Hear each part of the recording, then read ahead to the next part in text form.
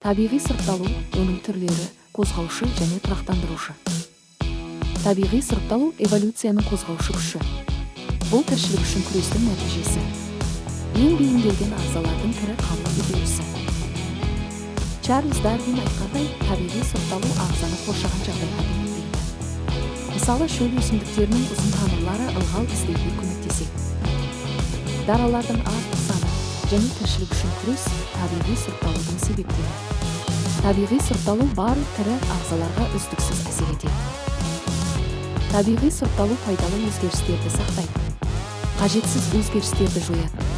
Сұрыптау кезінде жеке белгілер емес, белгілер кешені таңдалады.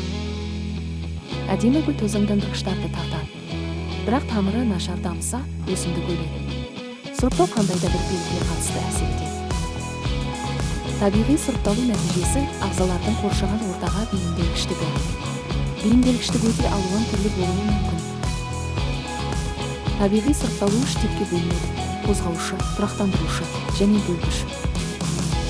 Қозғаушы сұрыптау белгінің бір бағытта өзгеруіне әкеледі. Мысалы, паразиттердің дене мөлшерінің кішіреюі. Тұяқтыларда жүгіру жылдамдығына байланысты сұрыптау жүрді. Тұрақтандырушы сұрыптау орташа көрсеткіштері бар дараларды сақтайды. Мысалы, дауылдан кейін орташа қанаты бар құстар тірі қалады.